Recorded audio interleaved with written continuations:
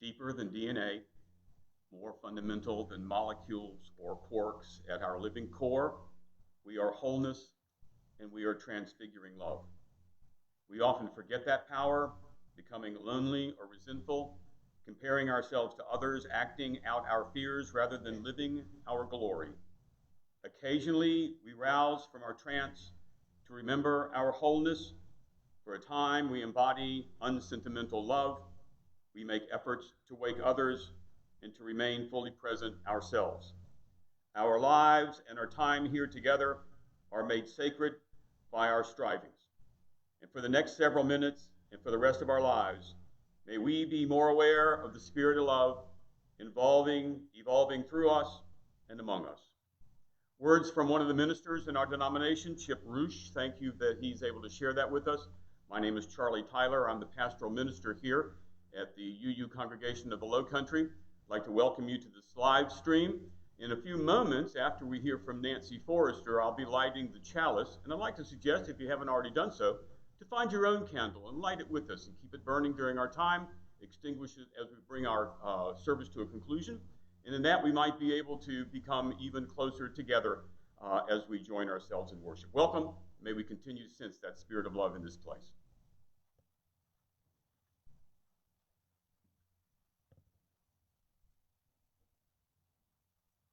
Good morning. I want you to notice this wonderful mask that I have on, and this is a little commercial break for Linda Grady, who has made these at home. I have an N95 at home, and I want to tell you, this is made just as well, if not better. Plus, it's a bit fashionable. So if you look at the bulletin from this week, and you will see in there a place to click on and order one of these from Linda. Now, Linda's not charging anything for these, but it's okay to give a donation to the church. But they're beautiful, they're quality, and they come in different sizes. So I recommend them. Now, the purpose of me being here today is to talk a little bit about the pledge drive and where we stand and where we're going.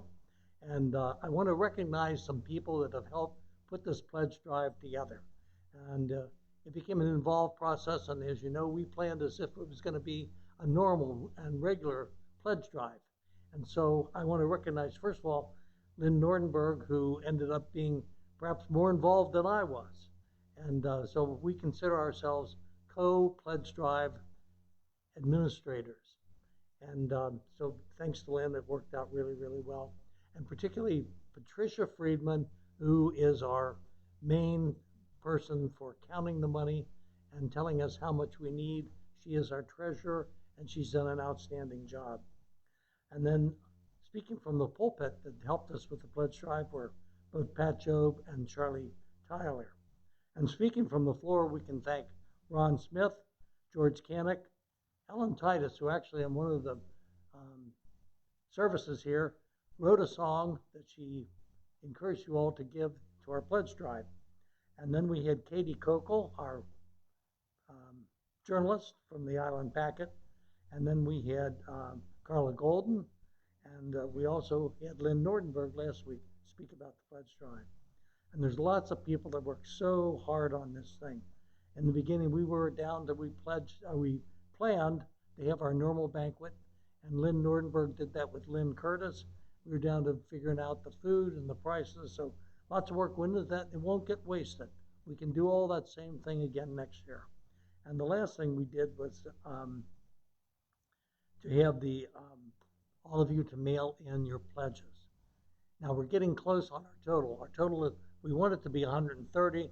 We're around 123 right now. I reported a little bit high last week because there was some double counting. So I know that there are 12 of you out there that have not sent in your pledges. And so we don't want to have to come directly to your houses, but you can go ahead and just mail those in, and we'll be happy, and maybe it'll push us over the top. Now, the last thing that I want to talk about is, there was a good thing planned for the pledge drive that we didn't get to do. David and Sarah, who is kind of the backbone of this church, along with Donna Titus, planned to do a wonderful show, Mr. Rogers, which was going to be a skit that would encourage you all to pledge. And we had a lot of actors picked out already. Some people, it was going to be their first chance to be an actor. I think of John Heatherman. It was his first time to be a potential person on stage. So I want to thank all of those. So anyway, those 12 people that haven't sent in their pledges, please do so ASAP. We're going to have we're mailing in ballots now for your approval of the new board and the approval of the proposed budget. So those are coming in, and we have a few more outstanding. So we need those mailed in so that we can accept them and accept the two proposals. So thank you for all of that, Linda Grady, the Pledge Drive group, and the new ballots for the board. Thank you.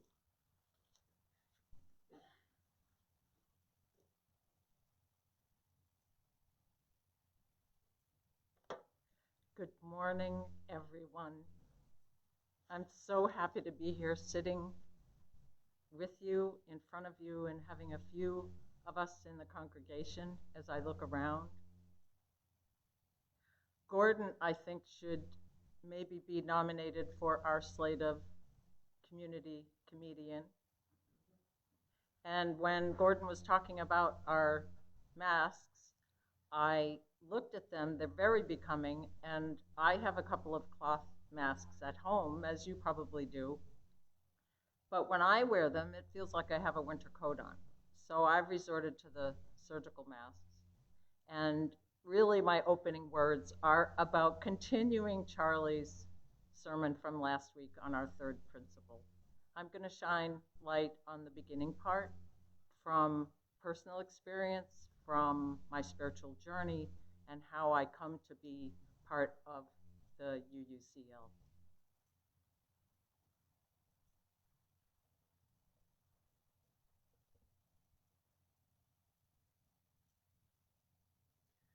We light this beacon of hope, sign of our quest for truth and meaning in the celebration of the life we share together.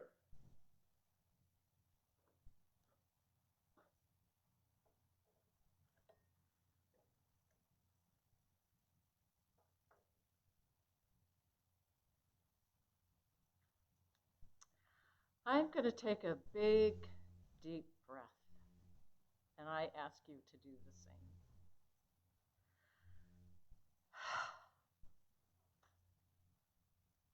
Welcome. One of the things that Charlie mentioned last week was the beauty and the awesomeness of the sequoias, of the Grand Tetons. And it struck me deeply because my spiritual journey began in nature. I, as a child in Maine, would roam what we called the back shore. We lived on a peninsula on the ocean, so we had a strip of land from one shore to the other.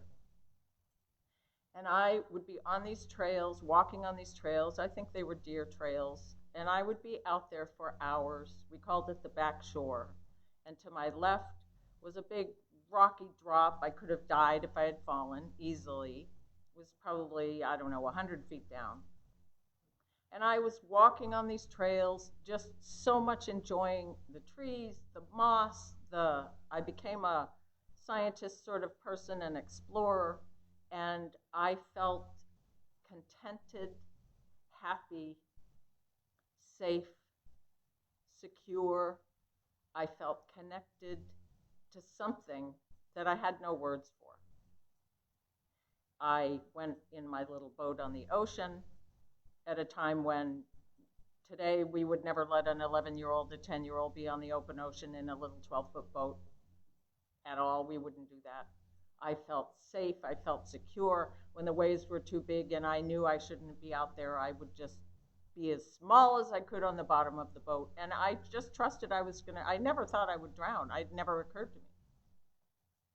And eventually, because I grew up as a Quaker church dropout when my parents divorced at age 5, I had no words for any of it. Nobody really gave me any guidance about anything, but somehow I found my way to New Age spirituality eventually, as the spirit of life began to draw me in. And for quite a while, that nurtured my spiritual life of something greater. And then eventually I found my way in and through the 12-step program, and there were more words for some of the things that I had always been feeling. Always. I had always felt accepted in nature. And I accepted nature. If it was windy or cold or snow, whatever it was, I always had that mutual acceptance. And eventually, I heard words that included prayer, that included God, that included Creator. And then I began to ponder, well, what happens when I die? What's my spirit? What's my soul? And eventually I found somebody to talk to about it. It happened to be a Monsignor in the Catholic Church. And it was very interesting to me. And God continued to reel me in and reel me in and reel me in. And at one point, I was working in my previous career as a process improvement, behavioral psychological expert, helping organizations improve how they worked. And I spent a great deal of time up in the Yukon Territory, Northwest Territories, Baffin Island, extreme places. And that's where I began to go to the Catholic Church. And one could say, why did you go to the Catholic Church there? I was ready to give my spiritual life some form. I was ready to find a home, a community, and it was the only church where I could go to Mass every day. So I was traveling. I was gone from home 2 weeks at a time, 3 weeks at a time. I had become familiar with the 12-step program that has meetings all over, and I was availing myself of that. But my spiritual calling was getting stronger and stronger. So in the Yukon, that was really my first spiritual home. And when I eventually got home to Maine, I said, now what am I going to do? And I went to my neighbors who were friends, and they happened to go to a Catholic church, and I just went with them.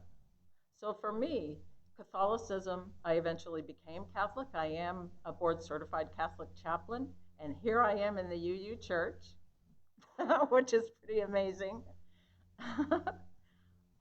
It never was about things that people ordinarily talk about with Catholics. I really didn't know very much about the Pope. I thought the Pope was a holy man. Do think the Pope is a holy man. Didn't subscribe to many of the things that Catholics do. In fact, I was completely oblivious to the fact that the Catholic Church really didn't accept my sexual orientation. I wasn't oblivious to it, but it never occurred to me that anyone would discriminate against me because I accepted myself. And then one day, I really came into the crosshairs of somebody for whom it was just intolerable. And it sent me adrift away from the Catholic Church because that was the first time after, oh my goodness, 20 odd years, more than that. 93 was when I became Catholic. And this was maybe 2015, 16, somewhere in the last 3 to 5 years. And I could no longer stay there. And it was the first time that that sort of exclusion and non-acceptance had happened to me. So how did I come to be here?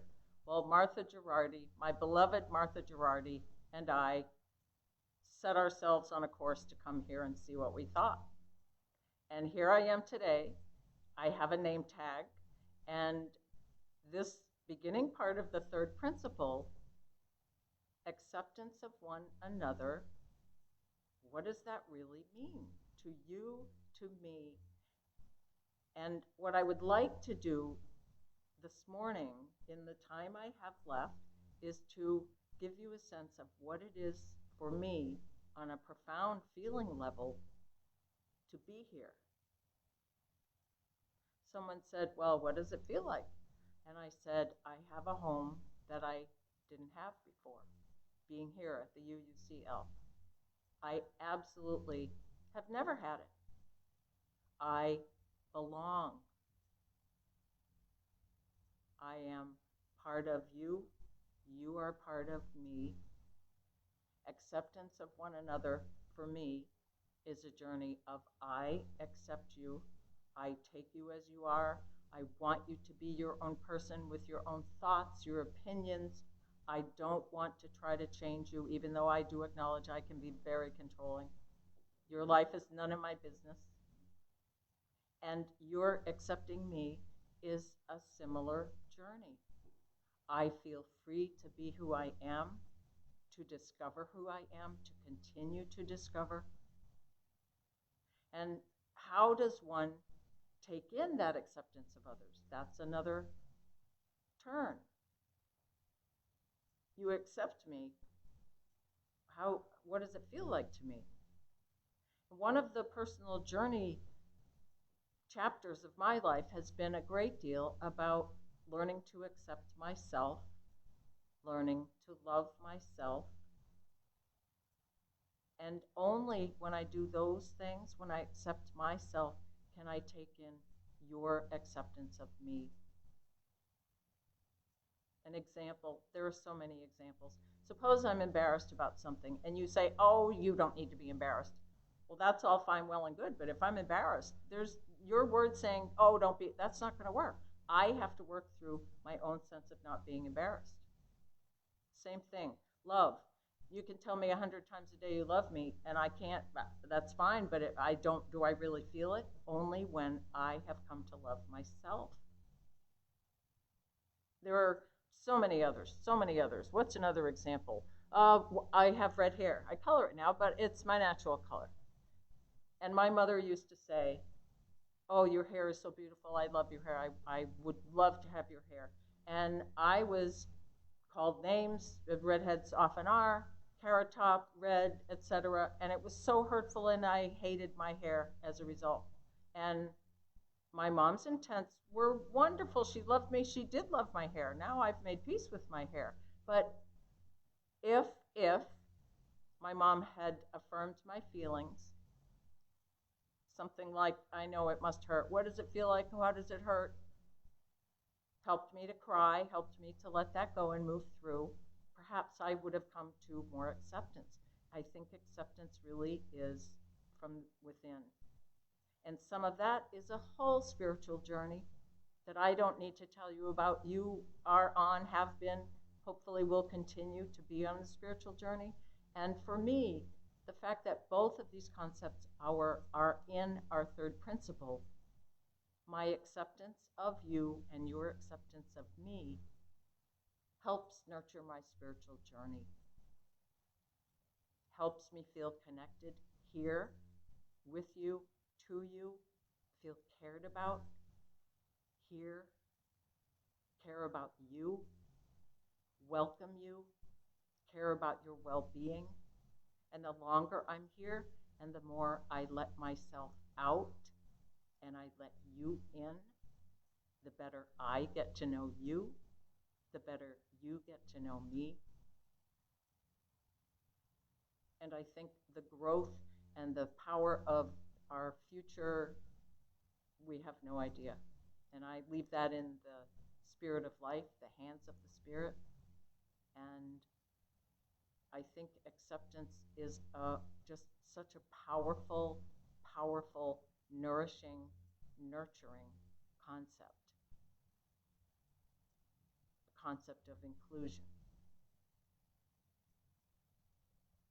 So I want to leave you with those ideas, with those words, and hope that in the absence of being here together, that we continue to accept each other, care about each other, encourage our spiritual growth as we become more conscious of who we are on the planet and where we're headed. Thank you.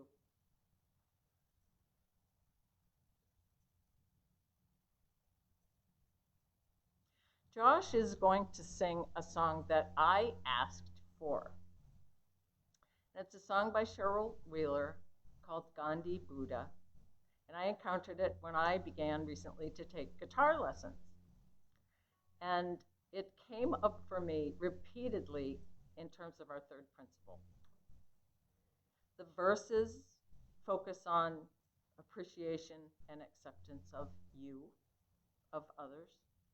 And the chorus, ironically, I think, focuses on acceptance of myself.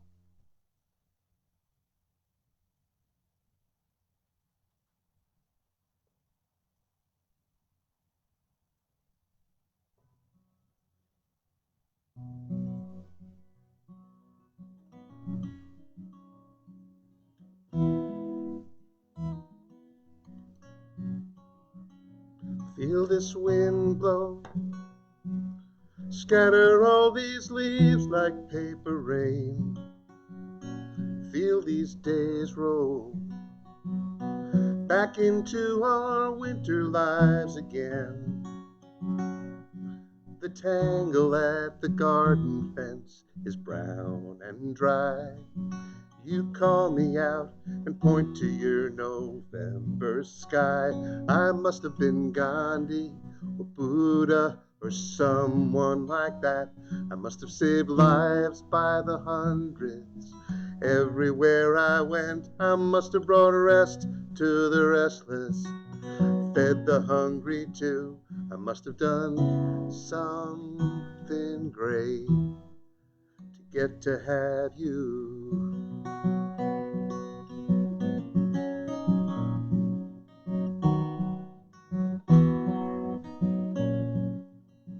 And when the cold comes and you are by your fire and fast asleep, I'll turn the light on to watch the snow outside fall soft and deep.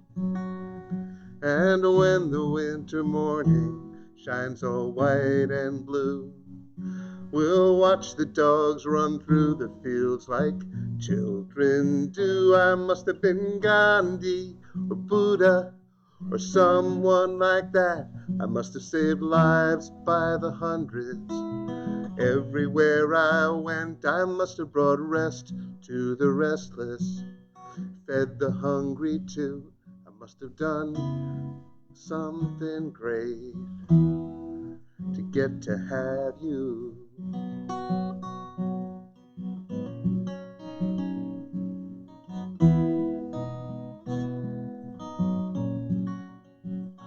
And I suppose stranger things have come to pass. Many's the forest I can't see. I was so down and lost and fading fast. How did you find your way to me? I must have been Gandhi, Buddha, or someone like that. I must have saved lives by the hundreds. Everywhere I went, I must have brought rest to the restless, fed the hungry too. I must have done something great to get to have you. I must have done something great.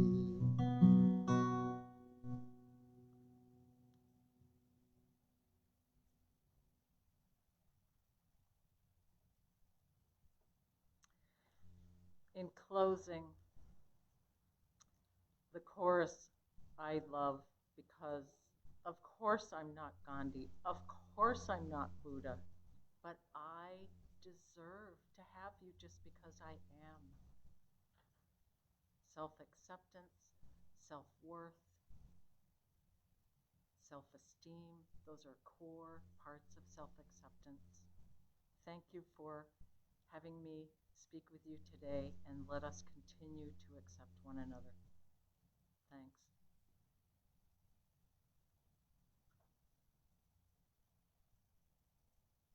Before we close, a few things I want to say.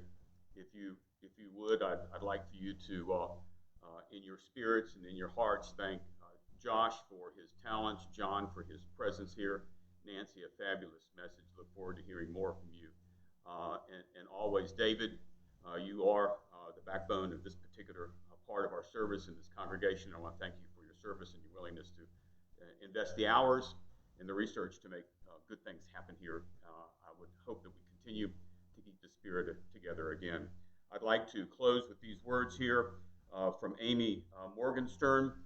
She writes, "May all our hours together be blessed, as this one has been, by open-hearted sharing, learning from one another, and making beautiful harmonies together. And may we greet everyone we encounter with the same acceptance and grateful kinship until we are together again." And may we now extinguish the chalice. If you have one in your own homes, it's the time to put it out. We extinguish this flame, but not the light of truth, the warmth of community, or the fire of commitment. These we carry in our hearts until we are together again. Yes, until we're together again.